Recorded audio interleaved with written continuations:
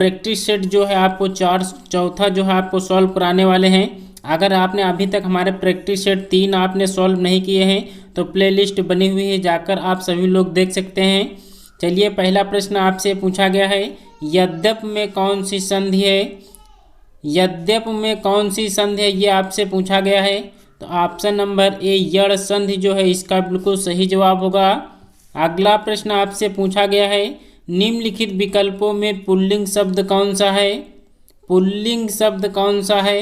तो option number B पक्षी जो है ये पुल्लिंग शब्द होता है। राशि, चील, कुर्सी तीनों जो है ये स्त्रीलिंग शब्द होते हैं। तो ऑप्शन नंबर बी इसका बिल्कुल करेक्ट आंसर होगा। अगला प्रश्न आपसे पूछा गया है, क्वेश्चन नंबर 3 का जवाब करना है। दिए गए विकल्पों में से सही वाक्य का चयन करें। सही वाक्य का चयन करना है। कौन सा इसमें ऑप्शन है जो सही वाक्य से लिखा गया है? तो ऑप्शन नंबर ए तलवार एक उपयोगी शस्त्र है, यह वाक्य जो है बिल्कुल शुद्ध रूप से लिखा गया है। अगला प्रश्न आपसे पूछा गया है, उपमेय पर उपमान का अभेद आरोप होने पर होता है, वहाँ पर कौन सा अलंकार होता है? तो क्वेश्चन नंबर 4 का जो जवाब होगा वो ऑप्शन नंबर बी होगा, रूपक अलंकार इसका बिल्कुल सही जवाब होगा। अगला प्रश्न आपसे पूछा गया है, निम्नलिखित शब्दों में तद्भव शब्द का चयन कीजिए। क्वेश्चन नंबर 5 का जवाब करना है। तो तद्भव शब्द का चयन करना है। तो ऑप्शन नंबर डी 20 जो है ये तद्भव शब्द है। तो ऑप्शन नंबर डी इसका बिल्कुल करेक्ट आंसर होगा।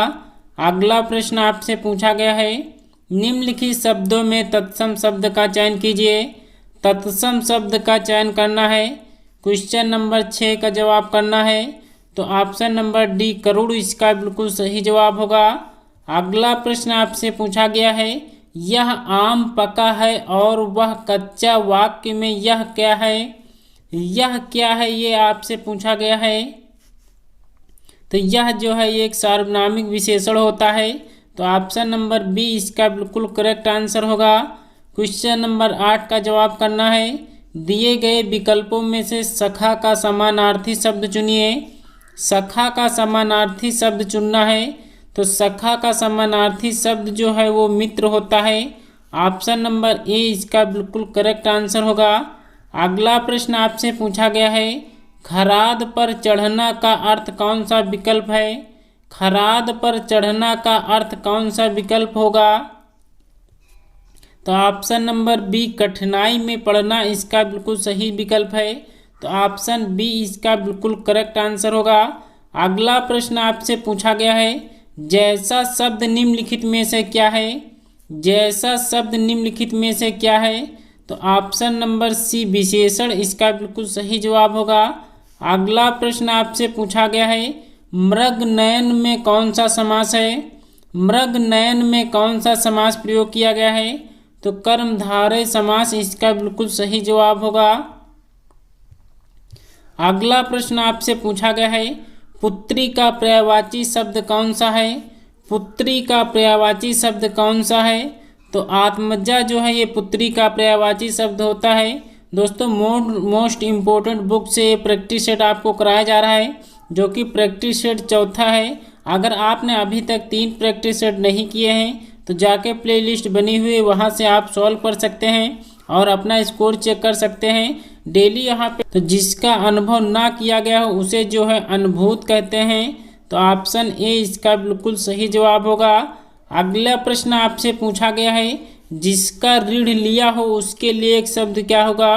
तो जिसका ऋण लिया हो उससे जो है ऋणदाता कहते हैं।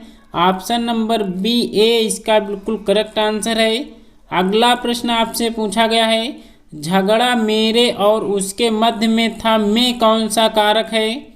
में कौन सा कारक है ये आपसे पूछा गया है। तो अधिकरण कारक जो है इसका बिल्कुल करेक्ट आंसर होगा।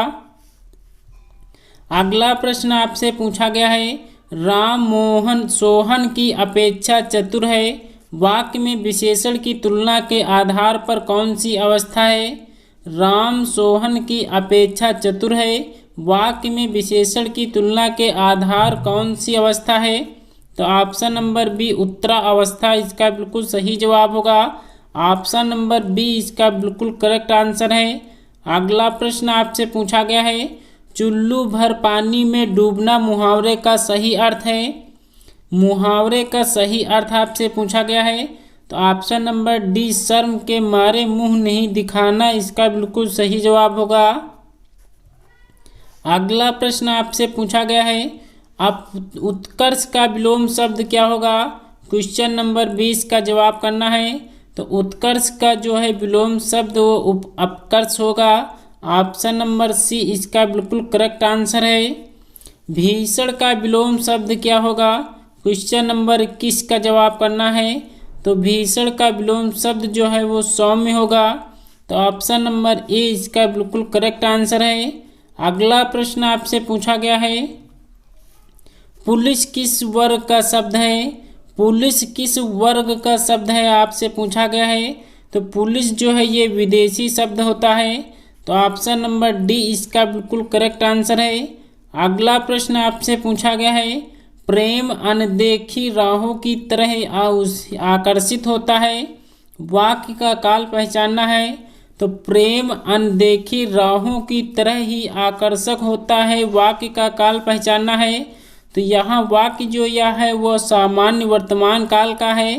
तो ऑप्शन नंबर डी इसका बिल्कुल करेक्ट आंसर होगा।